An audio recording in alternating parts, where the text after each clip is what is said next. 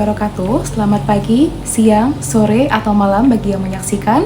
Om Swastiastu, Namo Buddhaya, dan salam kebajikan. Perkenalkan, saya Indah Lestari Salsabila, nutrisionis ahli pertama dari Rumah Sakit Umum Daerah Gandus Kota Palembang. Saya merupakan peserta latsar angkatan 46 kelompok 1. Kali ini saya akan menyampaikan learning journal agenda 3 terkait dengan manajemen ASN dan juga Smart ASN. Pembelajaran disampaikan oleh Widya Iswara yang kompeten, yaitu Ibu Dr. Randa Sugiastuti SSMM, yang membimbing dengan pendekatan yang interaktif, kontekstual, dan berbasis kasus. Selama mengikuti pembelajaran, ada dua metode yang digunakan, yaitu metode sinkronus dan juga asinkronus. Metode sinkronus adalah pembelajaran yang dilakukan secara langsung atau real time, yang dilakukan via Zoom meeting atau tatap muka daring, di mana terjadi interaksi dua arah antara Widya Iswara dan juga peserta. Kami berdiskusi, melakukan presentasi, serta melakukan studi kasus yang terjadi pada instansi kami masing-masing.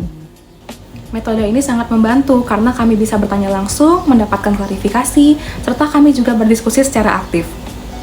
Sedangkan asinkronus merupakan pembelajaran yang dilakukan secara tidak langsung melalui LMS, penugasan mandiri, membaca modul, dan juga refleksi individu. Metode ini melatih kemandirian kami, kedisiplinan, dan tanggung jawab kami dalam memahami materi secara mendalam. Kombinasi kedua metode ini membuat proses belajar kami menjadi lebih terarah dan juga fleksibel.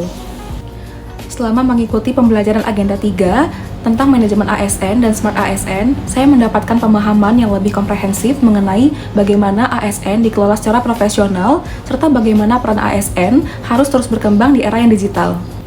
Saya memahami bahwa manajemen ASN bukan hanya sekadar administrasi kepegawaian, tetapi juga mencakup sistem merit, pengembangan kompetensi, penilaian kinerja, disiplin, hingga pola karir yang berbasis kualifikasi dan kinerja.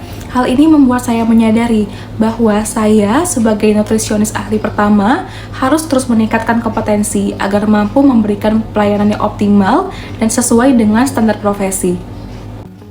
Selain itu, konsep Smart ASN juga menjadi hal yang sangat membuka wawasan saya, di mana Smart ASN menuntut seorang ASN untuk memiliki integritas, profesionalitas, kemampuan teknologi informasi, kemampuan berjejaring, serta wawasan global tanpa meninggalkan nilai-nilai nasionalisme.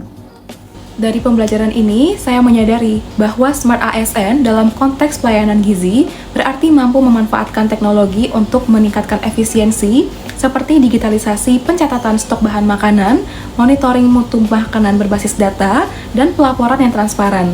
Agenda 3 juga membuat saya semakin memahami bahwa ASN tidak hanya bekerja secara rutin, tetapi juga harus berkembang, adaptif terhadap perubahan, dan siap menghadapi tantangan pelayanan publik di era yang digital.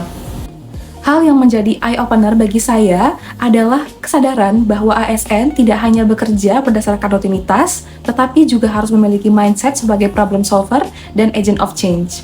Sebagai nutrisionis ahli pertama, saya menyadari bahwa tugas saya bukan hanya menyusun menu, menghitung kebutuhan gizi, atau melakukan monitoring penyelenggaraan makanan, tetapi juga memastikan sistem pelayanan gizi berjalan efektif, akuntabel, dan berbasis data. Saya juga tersadar bahwa inovasi tidak harus besar. Misalnya, saya bisa melakukan digitalisasi form organoleptik atau digitalisasi kartu stok bahan makanan ataupun sistem monitoring kepuasan pasien berbasis QR Code.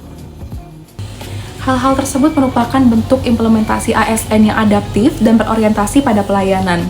Agenda 3 membuka pola pikir saya bahwa kualitas pelayanan gizi sangat berpengaruh terhadap kepuasan pasien dan citra rumah sakit secara keseluruhan.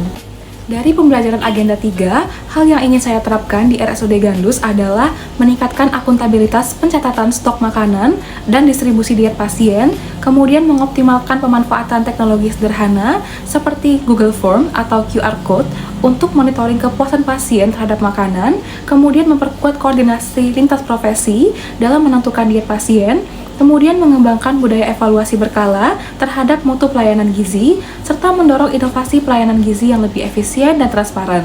Sebagai nutrisionis ahli pertama, saya menyadari bahwa peran saya bukan hanya sebagai pelaksana teknis, tapi juga sebagai agen perubahan dalam peningkatan mutu pelayanan rumah sakit. Di agenda 3 ini, saya semakin memahami bahwa menjadi ASN itu berarti menjadi pelayan masyarakat yang profesional, berintegritas, dan terus beradaptasi dengan perubahan. saya berkomitmen untuk mengimplementasikan nilai manajemen ASN dan Smart ASN dalam setiap pelayanan gizi yang saya lakukan untuk mendukung keselamatan dan kesembuhan pasien.